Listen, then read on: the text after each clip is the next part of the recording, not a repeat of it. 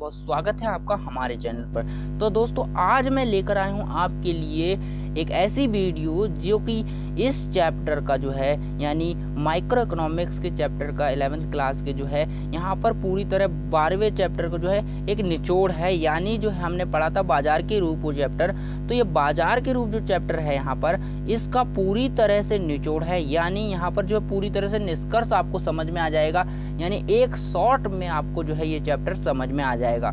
तो यहाँ पर हम पढ़ने वाले हैं इस वीडियो में क्या क्या पढ़ेंगे। देखिए, पूर्ण प्रतियोगिता, एकाधिकार प्रतियोगिता, एकाधिकार तथा अल्पाधिकार में अंतर। तो हम इस वीडियो में पढ़ने वाले हैं कि 4 प्रतियोगिता हमने पहले पढ़ी हैं, विस्तार से पढ़ी हैं इस चैप्टर में। तो इसके जो है आपने अगर नहीं देखी तो वो देख लेना, तो आपको ये चीज़ बेहतर समझ में आएगी। तो आज हम करने वाले हैं इस वीडियो में पूर्ण प्रतियोगिता, एकाधिकार प्रतियोगिता और एकाधिकार तथा अल्प अधिकार में जो है अंतर स्पष्ट करेंगे। यानी चारों प्रतियोगिताओं को देखेंगे, क्या क्या अंतर होता है यहाँ पर सही से हम इनको समझेंगे, ठीक है। तो इनमें अंतर स्पष्ट करेंगे। तो ये बहुत ही महत्वपूर्ण क्वेश्चन है जो कि आपके एग्जाम में आ सकता है, क्योंकि इसमें चारों की चारों प्रतियोगिताओं के बारे में आपको जानकारी मिलने वाली है। एक शॉर्ट फॉर्म में, संक्षेप में आपको जानकारी मिलेगी चारों प्रतियोगिताओं के बारे में। चलिए शुरू करते हैं।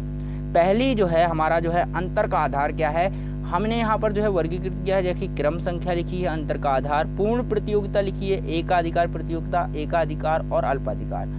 तो देखिए नाम याद कर लीजिए आप, पूर्ण प्रतियोगिता पूर्ण रूप से प्रतियोगिता, एकाधिकार मतलब एकाधिकार हो जाता है, एकाधिकार मतलब एकाधिकार प्रतियोगिता। तो यहाँ पर हमने विस्तार से सबके बारे में पढ़ रखा है। तो चलिए अब इसको शुरू करते हैं हम। यहाँ पर अंतर, विक्रेता तथा क्रेताओं की संख्या के आधार पर 4 में क्या होता है। सबसे पहले पूर्ण प्रतियोगिता में देखिए क्रेता और विक्रेताओं की संख्या अधिक होती है, यानी दोनों ही क्रेता और विक्रेता अधिक मात्रा में पाए जाते हैं। और देखिए यहाँ पर जो है विक्रेता और क्रेता इसमें भी बड़ी संख्या में पाए जाते हैं एकाधिकार प्रतियोगिता में, ठीक है। एकाधिकार में देखिए यहाँ पर एक विक्रेता होता है, जैसा कि हमने पढ़ा था वीडियो में, एक विक्रेता होता है और अधिक संख्या में क्रेता होते हैं इसके। और अल्पाधिकार में बड़े विक्रेता होते हैं छोटी संख्या में, यानी विक्रेता तो होते हैं लेकिन बड़े होते हैं, बड़ी फर्में होती हैं लेकिन वो छोटी संख्या में होती हैं और क्रेताओं की संख्या अधिक होती है, यानी बहुत सारी संख्याओं में जो है क्रेता पाए जाते हैं। यानी खरीदने वाले उपभोक्ता खरीदने वाले ज़्यादा होते हैं, लेकिन यहाँ पर बेचने वाले कम होते हैं, लेकिन बड़ी फर्में होती हैं, बड़ी स्तर पर होती हैं। तो वस्तु, अब देखिए वस्तु के आधार पर अब हम देखते हैं इसका अंतर क्या है वस्तु के आधार पर। तो कैसी पूर्ण प्रतियोगिता में कैसी वस्तु होती है, समरूप वस्तु होती है, यानी समरूप वस्तु है, एक दूसरे से मिलती जुलती जो है वस्तुएं होती हैं। समरूप आपको पता ही होगा क्या होता है कि एक दूसरे से मिलती जुलती वस्तुएं, यानी एक जैसे दिखने वाली वस्तुएं समरूप वस्तुएं होती हैं। तो इसमें पूर्ण प्रतियोगिता में समरूप वस्तुएं होती हैं। उसके बाद एकाधिकार प्रतियोगिता में देखिए वस्तु विभेद होता है, यानी अलग अलग वस्तुएं पाई जाती है। समरूप और एकाधिकार यानी एकाधिकार प्रतियोगिता में और एकाधिकार में क्या होता है, समरूप तथा विभेदीकृत वस्तुएं होती हैं, दोनों प्रकार की होती हैं। उसके बाद अल्पाधिकार में देखिए समरूप तथा विभेदीकृत। तो यहाँ पर जो है देखिए दोनों में क्या है, समरूप और विभेदीकृत, और इसमें भी समरूप और विभेदीकृत होती हैं, ठीक है। तो हमने वस्तु का प्रकार देखा, वस्तु में कैसी कैसी वस्तुएं पाई जाती है, कौन कौन सी प्रतियोगिता में। उसके बाद देखते हैं कीमत के आधार पर हम इसमें जो है अंतर स्पष्ट करते हैं। देखिए कीमत क्या होती है, एक समान होती है। पूर्ण प्रतियोगिता में कीमत को बदला नहीं जा सकता, यानी जो बाजार निर्धारित कर देता है कीमत वस्तु की, वही कीमत रहती है। और इस प्रतियोगिता में जो है उपभोक्ता को पूरी जानकारी होती है वस्तु के बारे में और कीमत के बारे में, तो उन्हें कोई बेवकूफ़ नहीं बना सकता। तो एक समान कीमत होती है।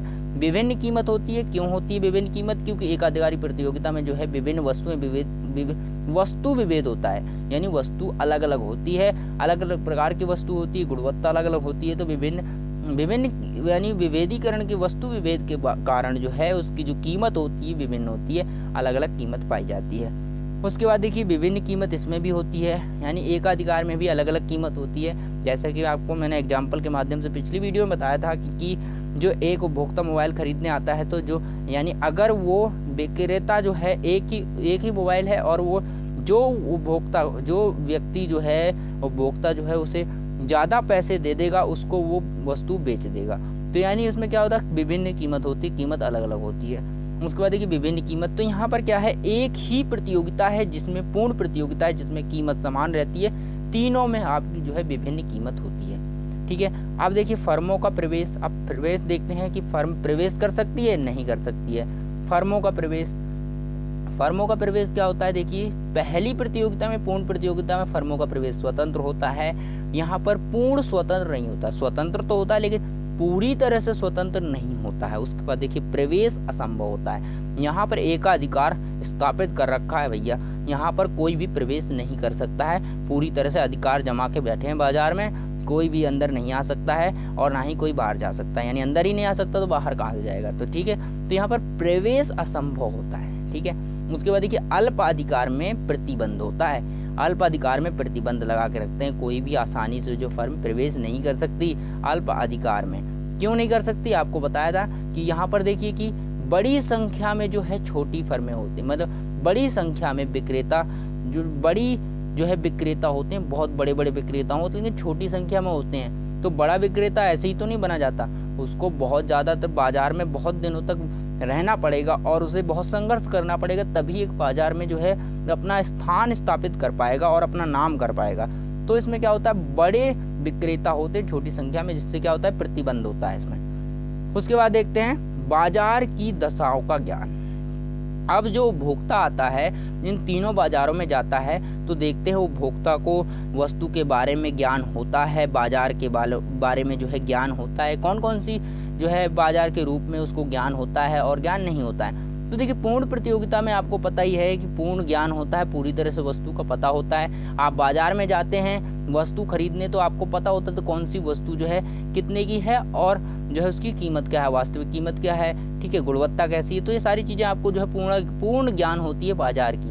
उसके बाद अपूर्ण ज्ञान होता है। अल्पाधिकार में जो है, अल्पाधिकार प्रतियोगिता में आपको, यानी एकाधिकार प्रतियोगिता में आपको जो है अपूर्ण ज्ञान होता है। इसमें भी एकाधिकार में भी अपूर्ण ज्ञान होता है और अल्पाधिकार में भी अपूर्ण ज्ञान होता है। तो यहाँ पर एक ही प्रतियोगिता है जिसमें कि पूर्ण रूप से ज्ञान होता है और बाकी तीनों में पूरी रूप से जो है एक उपभोक्ता को ज्ञान नहीं होता है बाजार के बारे में। ठीक है, अब देखते हैं गतिशीलता। अब गतिशीलता किसमें होती है, यानी पूर्ण गतिशील, पहला तो पूर्ण गतिशील होता है और उसी प्रकार से तीनों अपूर्ण गतिशील होते हैं, कोई गतिशील नहीं होता है तीनों में से, केवल यहाँ पर पूर्ण गतिशील ये होता है, पूर्ण प्रतियोगिता। उसके बाद देखें विक्रय लागत किसमें अधिक आती है, किसमें कम आती है, ये देखते हैं। विक्रय लागत को समझते हैं। विक्रय लागत देखिए पहले में जो होती है वो बिल्कुल भी नहीं आती, क्योंकि उपभोक्ता को पता है वस्तु कितने की मिलने वाली है, उसका रेट पता है, गुणवत्ता पता है, सब चीज़ पता है। तो इसमें क्या है, विक्रय उसे करने के लिए बस दुकान खोलनी है, अपने आप उपभोक्ता खरीद लेगा। तो यहाँ पर जो है नहीं आती है लागत, कोई भी लागत नहीं आती है। और यहाँ पर एकाधिकारी प्रतियोगिता, इसमें जो है बहुत ज़्यादा लागत आती है, यानी अधिक लागत आती है। और दूसरी बात जो है एकाधिकार में लागत नहीं आती, क्योंकि वस्तु का एकाधिकार हो चुका है भैया, यानी सबको पता है उस व्यक्ति के पास एक वस्तु है। ठीक है, उस व्यक्ति के पास वस्तु है, केवल वही वो वस्तु को बेचता है, तो उसी के पास सब लोग जाएंगे। ठीक है, उसी के पास सब लोग जाएंगे, यानी उसी से वो वस्तु खरीदेंगे। तो इससे पता है उसको बेचने के लिए कोई लागत नहीं आएगी, बल्कि उसे पैसा ज़्यादा मिलेगा, क्योंकि यहाँ पर एक वस्तु को खरीदने के लिए बहुत से विक्रेता जो हैं तैयार हैं खरीदने के लिए, इसलिए। उसके बाद अल्पाधिकार में अधिक होती है।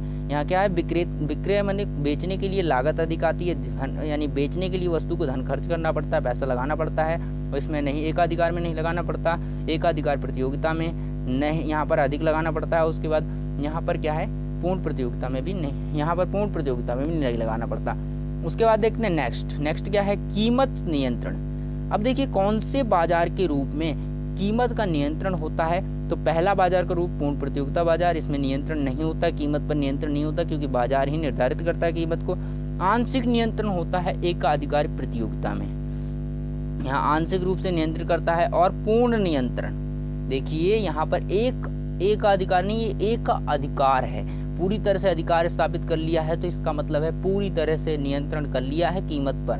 तब वो चाहे जितनी कीमत पर बेचे, उपभोक्ता वो खरीदना पड़ेगा, यानी जो उसको ज़्यादा पैसे दे देगा उस वस्तु के, उसको वो बेच देगा।